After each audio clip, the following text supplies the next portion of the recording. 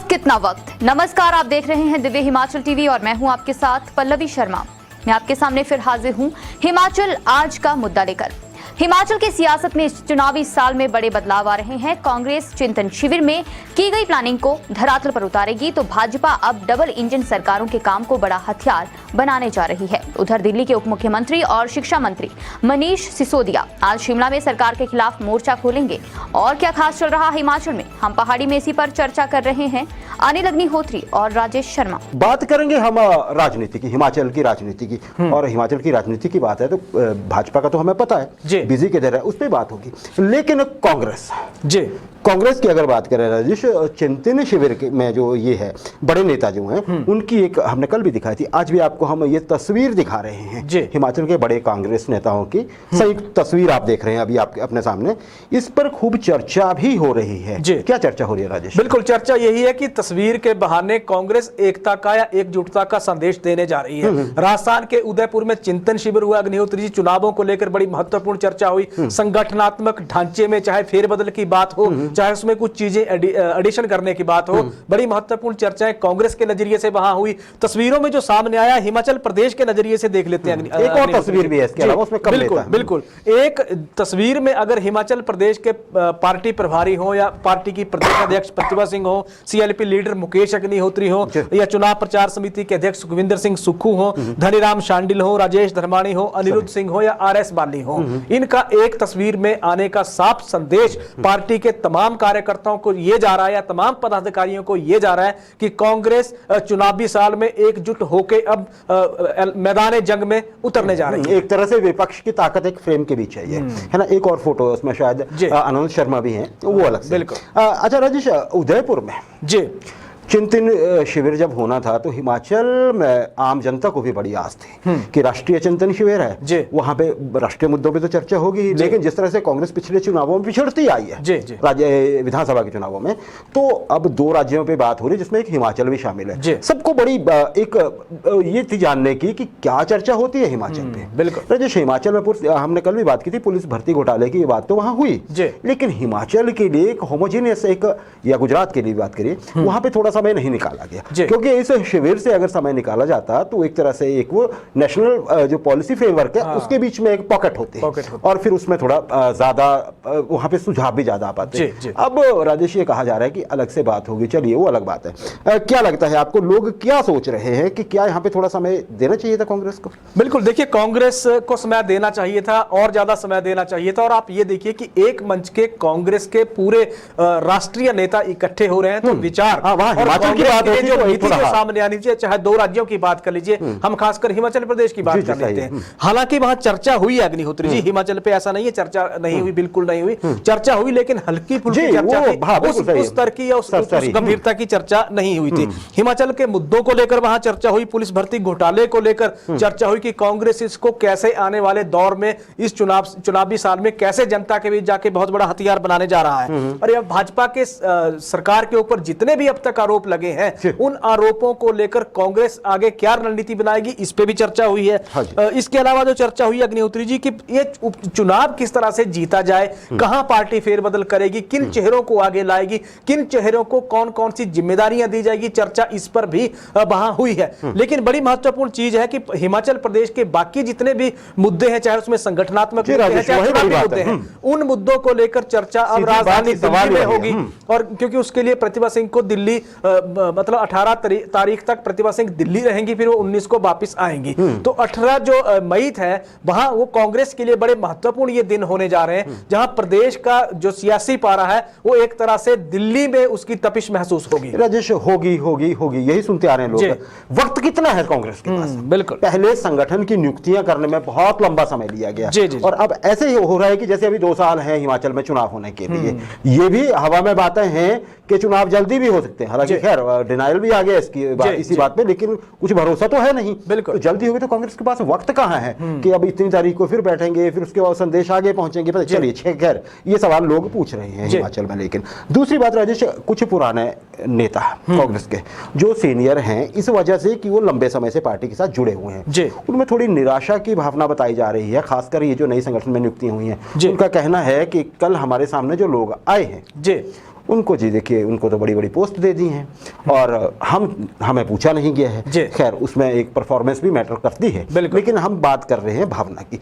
क्या जानकारी है? बिल्कुल सही है। कुछ वरिष्ठ नेताओं ने नाराजगी जताई है पार्टी हालाकमान के साथ अग्निहोत्री जी और प्रतिभा सिंह के पास, क्योंकि मुद्दा पहले भी ये पहुंचा था जिसमें उन्होंने कहा था कि कुछ चेहरे छूट गए हैं, दिल्ली तक में इसमें चर्चा हो चुकी है। दरअसल 2 नियुक्तियों को लेकर पार्टी में सवाल ये खड़े हुए थे प्रमुखता से, जिसमें यह कहा गया था कि भाजपा की पृष्ठभूमि से आए हुए नेताओं को कांग्रेस में के संगठन में अगर जगह मिल रही है तो फिर कांग्रेस, जो शुरू से कांग्रेस के कार्यकर्ता रहे या कांग्रेस के संगठन में रहे हैं, फिर वो कहां जाएंगे। इसके अलावा जो वहां बात हुई थी वो ये हुई कि जनता के द्वारा जो चेहरे नकारे गए हैं, यानी कि जो चुनाव नेता हार गए हैं, अगर संगठन में भी उन्हीं को जगह देनी है और सरकार या चुनाव में भी उन्हीं को जगह देनी है तो फिर बाकी चेहरे कहां जाएंगे, सवाल वहां भी खड़े हुए थे। युवा शक्ति को हाशिए पे धकेलने की एक तरह से बात हुई अग्निहोत्री जी, क्योंकि पुराने चेहरों को ही बड़ी ज्यादा तवज्जो दी गई है और महिला शक्ति की अनदेखी पर भी सवाल वहां खड़े हुए थे। लेकिन जो अभी चिंतन शिविर जो आप देखिए उदयपुर में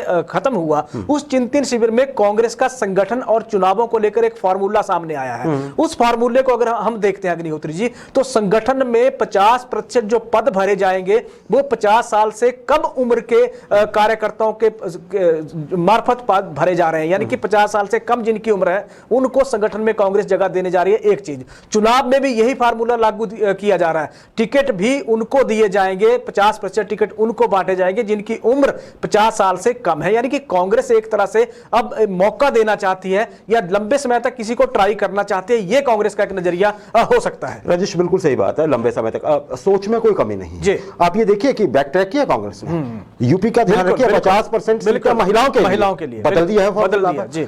बड़ी बात यह है कि सिद्धांत क्या है कांग्रेस का, वो तो सामने आ रहा है, समय कहां है। बिल्कुल आपने 50% लोगों को देना है, संगठन में भी लेना है, समय कितना है चुनावों में और आपके पास, जबकि अभी तक आपने चुनावों पे चर्चा नहीं की। सही है, बिल्कुल ये सवाल पूछा जा रहा है। अच्छा, एक और सवाल जल्दी से मैं आपसे जानना चाहूंगा, धन लोग ये बोल रहे हैं कि धन का इंतजाम करना भी कांग्रेस के लिए थोड़ी चुनौती होगी इस समय, इन चुनावों के लिए उसका भी प्रबंध होना होगा। क्या कहेंगे? बिल्कुल सही है। देखिए, धन और प्रबंधन 2 बड़ी चुनौतियां कांग्रेस के सामने हैं। धन आप देखिए कि राज्य लगातार छिटकते कांग्रेस के हाथ से जा रहे हैं, पंजाब भी छिटक गए अब तो मदद सीधे तौर पे कहें तो पार्टी की थोड़ी सी मुश्किल पार्टी को झेलनी पड़ रही है। एक्सपर्ट मानते हैं।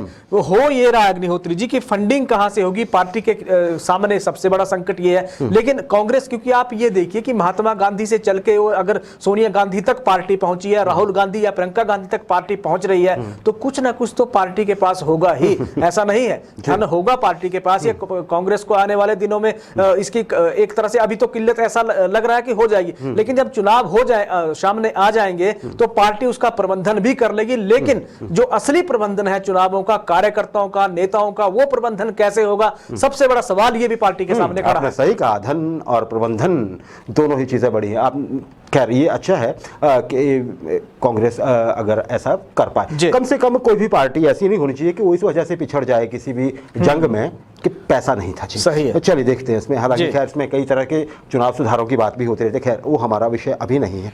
भाजपा की बात कर रहे हैं या सरकार की बात कर ले, अपडेट क्या है दोनों तरफ से? वक्त की तैयारियां ही हैं कि कुछ और भी हो रहा है? जल्दी से। जी बिल्कुल, देखिए तैयारियों में तो सरकार जुट गई है और देखिए आप लगातार जी उसके लिए बैठकों का दौर हो चुका है। पिछले जब से ये कार्यक्रम एक तरह से प्रधानमंत्री जी का सामने आया है, मुख्यमंत्री जयराम ठाकुर ने रिज का निरीक्षण करके हालात का जायजा वहां लिया। आप देखिए आज महत्वपूर्ण बैठकें हुई है। महत्वपूर्ण बैठक मुख्य सचिव ने तमाम प्रशासनिक सचिवों के भी आगे तलब कर लिया। सरकार के नजरिए से अगर हम देखते हैं तो बीजेपी सोशल मीडिया पर भी बहुत ज्यादा सक्रिय हो गई अग्निहोत्री जी। अब भाजपा अपने काम गिनवाने का एक तरह से काम उसमें अभियान में जुट गई है। आज सोशल मीडिया पे बीजेपी ने सड़कों को अपना हथियार प्रचार का बना दिया है, जिसमें यह कहा गया कि 4 साल में 3795 किलोमीटर बीजेपी ने या हिमाचल प्रदेश सरकार ने नई सड़कें बनाई है। 268 नए पुल बनाए हैं, 6610 किलोमीटर जो सड़कों की इनकी टायरिंग की गई है। और संदेश यह दिया है कि कोरोना महामारी में भी प्रदेश में विकास का पहिया बीजेपी ने या हिमाचल प्रदेश सरकार ने